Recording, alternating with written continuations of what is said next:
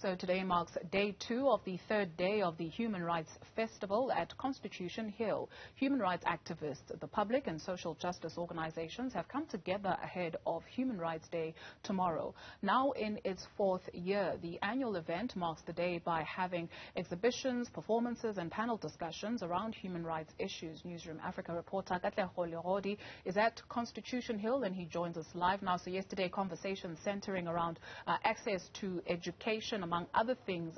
Katlego, what are they looking at come day 2 today?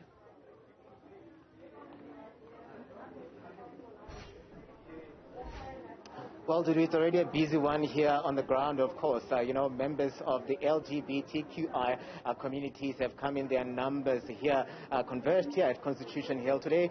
We see discussions centered around the rights of members of the LGBTQI community. We know very well that there have been challenges where that is concerned, with a whole lot of lives lost, in various communities across the country, to a point whereby even members of the LGBTQI community came out to say they feel that they are under siege in the country. So the Constitution, we are commemorating the 25-year anniversary of the introduction of the Constitution in the country, and we are taking stock here at Constitution Hill today. We'll be also experiencing a panel discussion centered around youth unemployment. But I'm going to bring into the conversation now, Dudu, one person who is no stranger to a whole lot of activism work around LGBTQI. She's done a whole lot of work, and she's also working in government as well, and trying by all means to champion this issue. Mama Virginia Magwaza. Sorry for calling you Mama, because you look so young. Mama. You look so... Those people behind you are my grandchildren. But, you're going to form part of the panel discussion around issues of challenges met by members of the LGBTQI community, and we're taking stock at the Constitution, commemorating 25 years of the introduction of the Constitution in the country. But we're still seeing challenges where that is concerned, discrimination and a whole lot of, issues and challenges faced by members of the LGBTQI community. What are we looking at, getting out of this panel discussion here today? And just let us in on how important is it that we take stock, in terms of where we are right now, and we discuss, further evaluate, and put measures in place to ensure that everyone's human right is respected in the country. Yeah, thank you for having me. The Constitution is wonderful. It is the great one in the world. We are being commended for the wonderful Constitution we have. But the fact of the matter is that it's on paper. The laws in this country, which are very progressive, and the attitudes and perceptions of people don't match. There's a huge gap between those two. So the reason why we're having this panel today is to also highlight the fact that discrimination is not just on the surface, it's also systematic.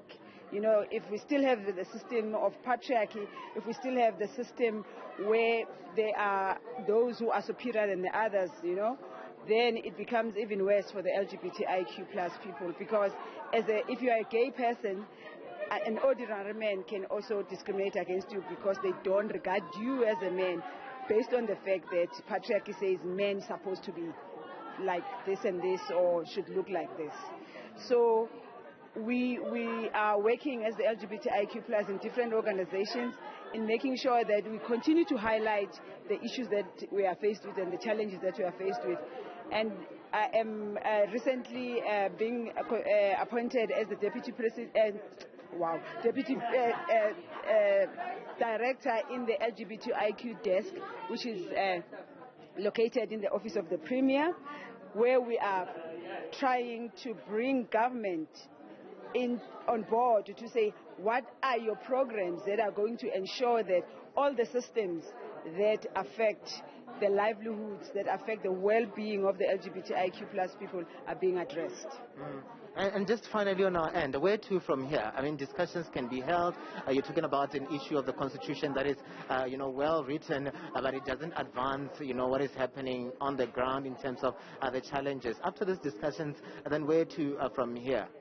I think, sometimes we always think that discussions need to bring change immediately, right? First of all, discussions are there also for people who have never heard about these issues, right?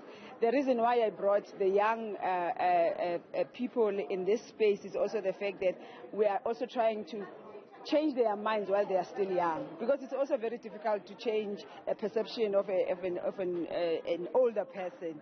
But it is also important that we begin to socialize our children in understanding that gender is not binary, that people are different, and in their difference we need to accept them as they are, because they all have the right to human rights, which is dignity, equality and life. Virginia Magwaza, thank you very much for your time.